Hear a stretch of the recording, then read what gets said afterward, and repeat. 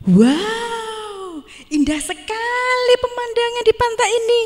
Langit yang biru dan lautan yang amat luas. Wah, indah sekali ciptaan Tuhan ini ya.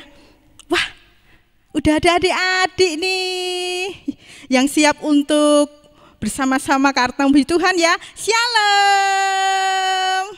Selamat pagi adik-adik semua. Ya, kita saat ini sungguh bersyukur ya karena kita boleh bersama-sama kembali untuk kita memuji nama Tuhan ya.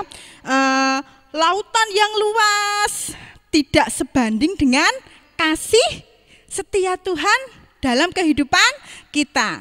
Tingginya langit, dalamnya lautan tidak bisa menandingi kasih Tuhan Yesus. Yuk, karena ajak kalian semua untuk bangkit berdiri, kita mau memuji nama Tuhan bersama-sama ya.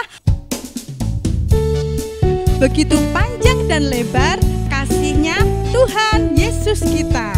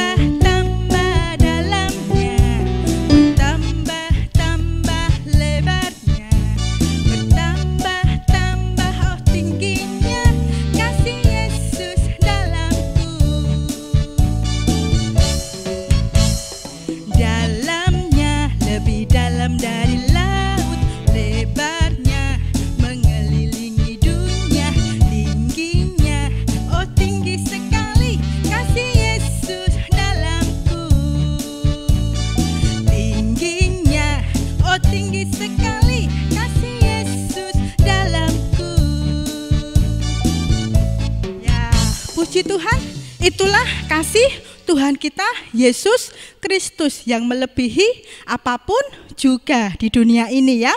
Ya, adik-adik, ada teman kalian Kayla yang saat ini mau memberikan persembahan pujian untuk kita semua ya, dan untuk tentunya untuk Tuhan Yesus. Yuk kita lihat dan dengarkan sama-sama ya.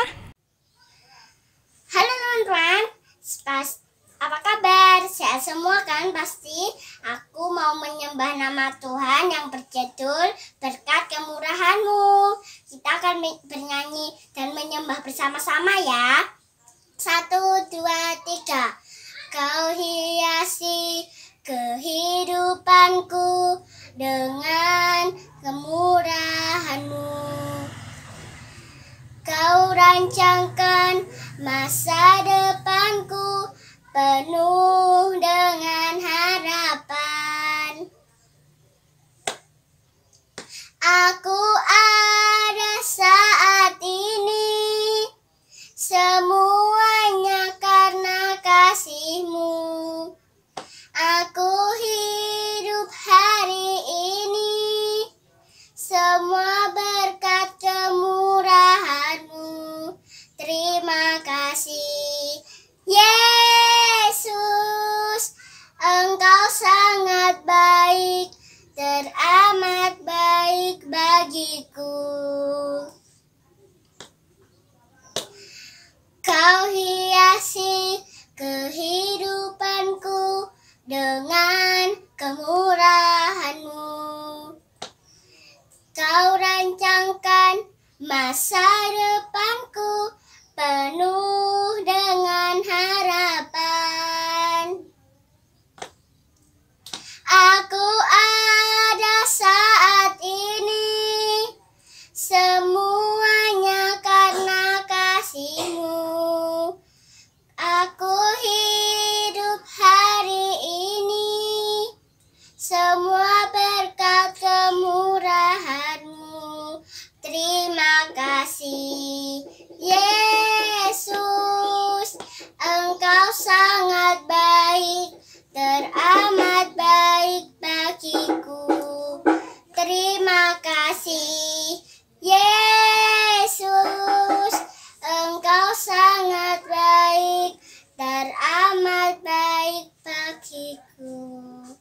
Ya adik-adik, itu tadi persembahan pujian dari teman kita Kaila ya.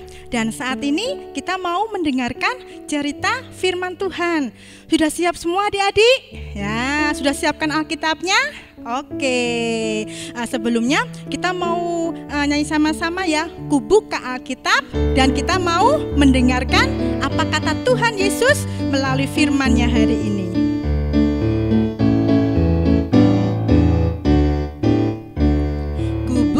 Alkitab, lalu ku baca. Srek, srek, srek, srek, srek. Srek, srek, srek, srek, srek. Ku buka Alkitab, lalu ku baca. Srek, srek, srek, srek, srek. Srek, srek, srek, srek, srek.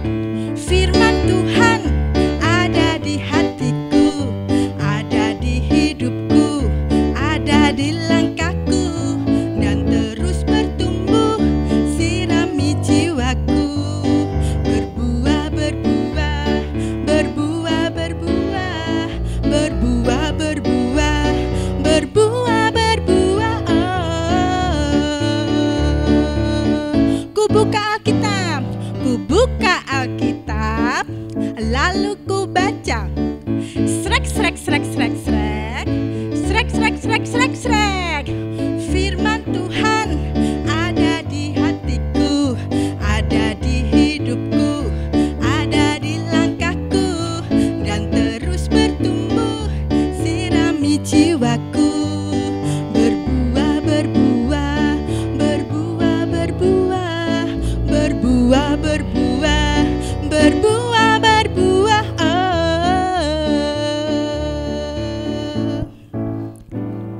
Adik-adik, kita berdoa terlebih dahulu ya sebelum kita mendengar cerita firman Tuhan hari ini.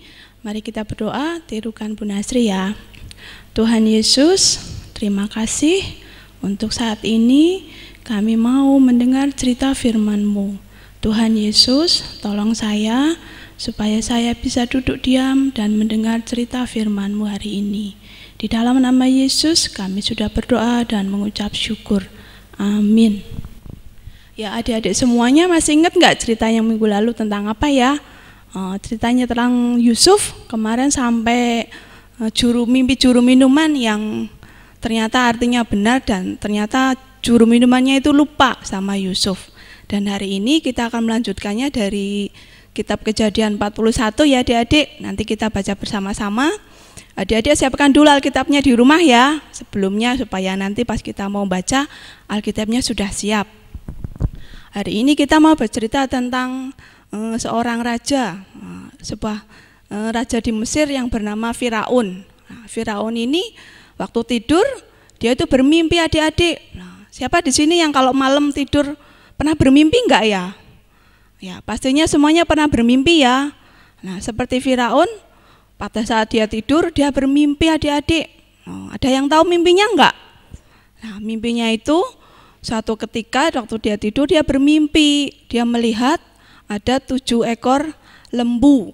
Lembunya itu gemuk, bagus sekali. Terus di sisi yang lain dia juga melihat 7 ekor lembu yang badannya kurus, jelek banget. Nah ternyata ke-7 lembu yang kurus ini memakan 7 lembu yang gemuk.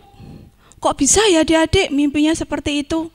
Ya nggak tahu, pokoknya tiba-tiba dia terjaga dari tidurnya. Terus setelah itu Firaun tertidur lagi. Pada saat dia tidur lagi, dia pun bermimpi lagi hal yang sama. Tetapi berbeda, yang dimimpikannya itu ganti bulir gandum. Nah, adik-adik pernah melihat enggak bulir gandum itu seperti apa? Nah, bulir gandum itu seperti biji padi, sejenis padi-padian ya adik-adik ya. Nah, itu dilihatnya sama Firaun itu 7 bulir gandum itu bagus sekali. Terus tiba-tiba satunya lagi di sisi yang lainnya ada bulir gandum yang kurus, jelek sekali. Nah, tiba-tiba bulir yang gandum yang kurus ini memakan bulir gandum yang gemuk. Nah setelah itu kembali Firaun bangun dari tidurnya. Lalu dia tuh bingung adik-adik, kok mimpinya bisa sampai 2 kali ya? Wah mimpi 2 kali mimpinya yang sama-sama 7 bulir gandum sama 7 ekor lembu. Nah Firaun itu bingung. Dia bingung sekali waktu pagi itu. Dia bingungnya gini, kok bisa mimpi seperti itu sampai 2 kali. Lalu di istana Firaun itu di Mesir itu ada banyak orang pintar, orang yang pintar mengartikan mimpi, banyak orang ahli-ahli seperti itu ya adik-adik. Lalu Firaun ini kan seorang raja, jadi dia memanggil semua orang-orang pintar itu untuk menghadapnya. Lalu dia menceritakan mimpinya itu kepada orang-orang pintar itu. Tetapi tahu nggak adik-adik, ada nggak kira-kira yang bisa mengartikan mimpinya itu? Ternyata nggak ada.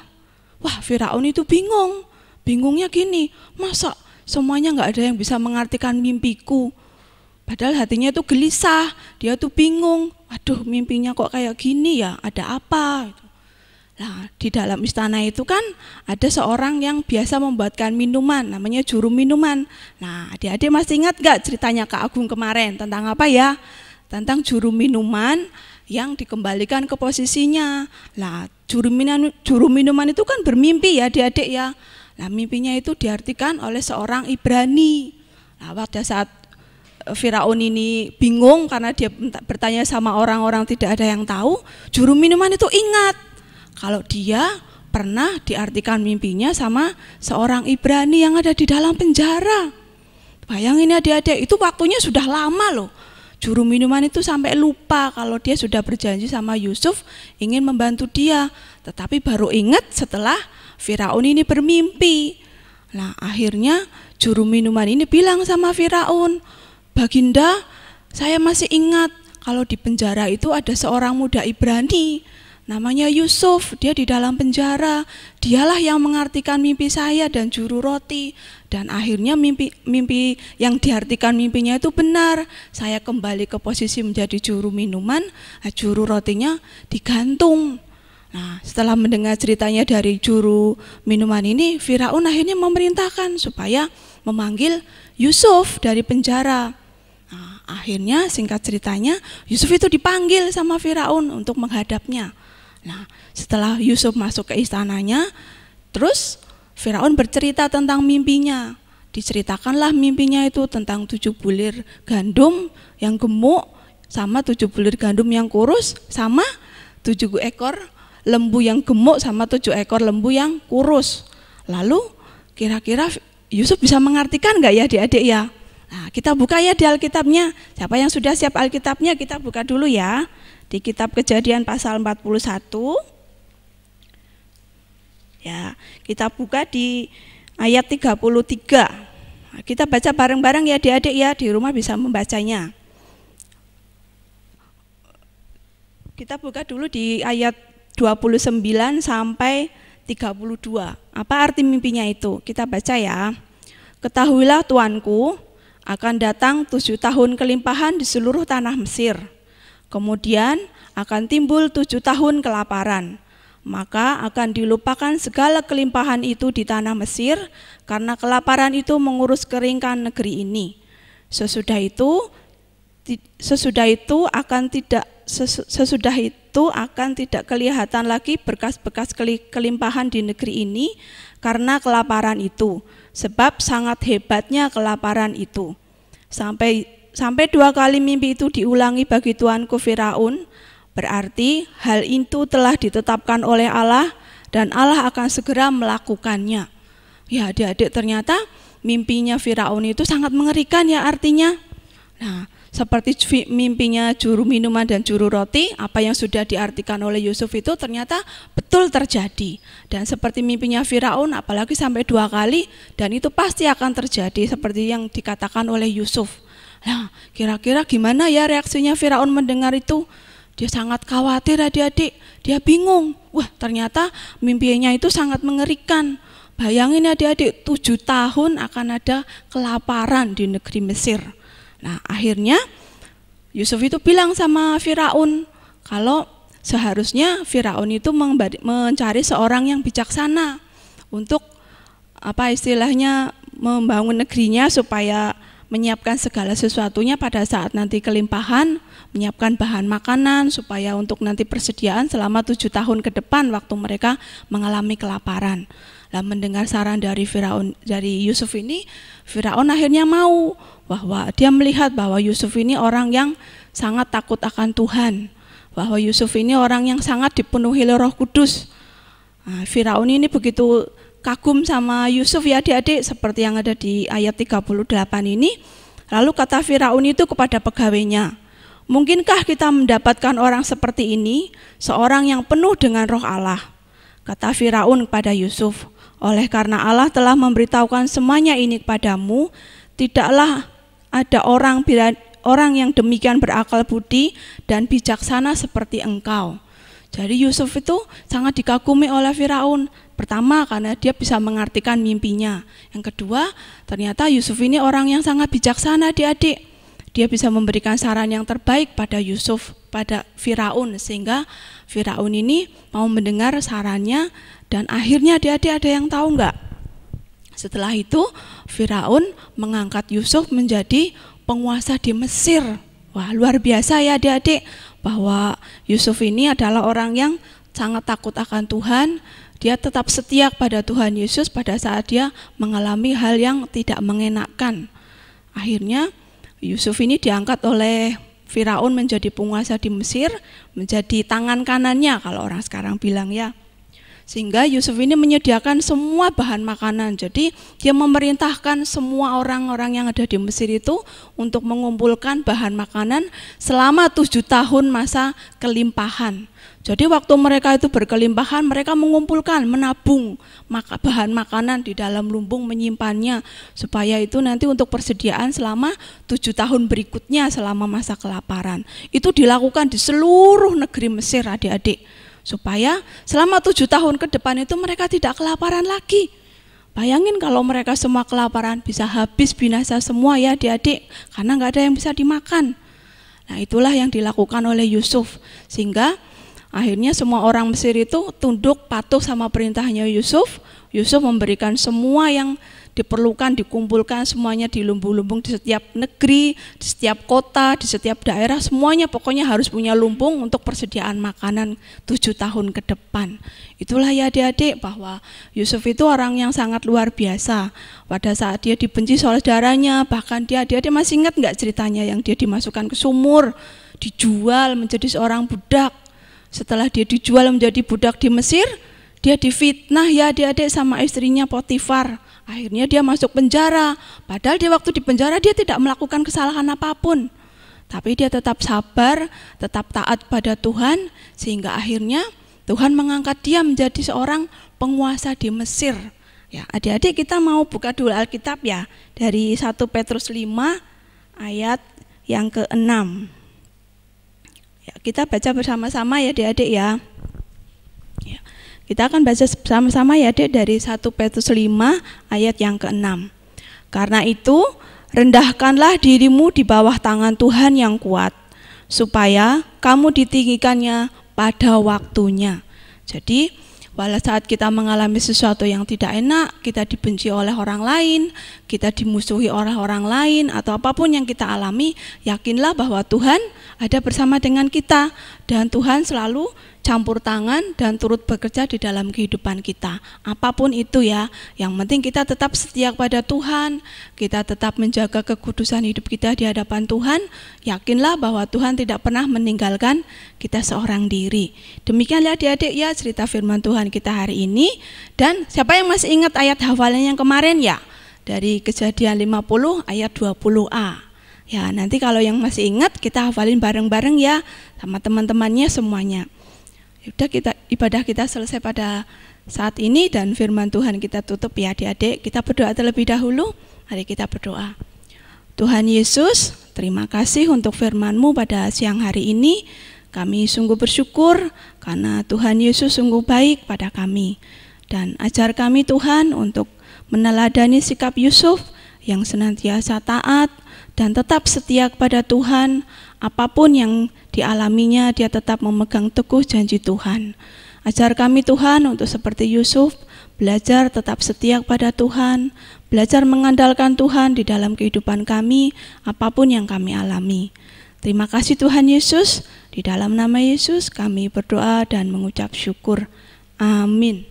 Ya, itu tadi adik-adik firman Tuhan yang baru saja kita dengar ya. Adik-adik jangan lupa yang mau menghafal ayat hafalannya masih tetap sama ya, dari Kejadian 50 ayat 20a. Nanti adik-adik yang sudah menghafal bisa dikirimkan videonya ke Kak Retno, nanti bisa ditayangkan ke dalam ibadah sekolah minggu kita minggu depannya ya. Dan kalau adik-adik yang mau misalnya pengen memberikan kesaksian pujian, atau aku mau berdoa untuk firman Tuhan atau untuk doa pembukaan, boleh nanti bisa kirimkan videonya ke Kak Retno ya. Nanti kalau pas mama video, nanti posisi HP-nya gini ya, mendatar, jangan tegak ya. Oke, jadi silakan adik-adik yang mau memberikan kesaksian pujian bisa kirim videonya ke Kak Retno. Oke? Ibadah kita hari ini selesai. Sampai jumpa minggu depan. Tuhan Yesus memberkati. Dadah.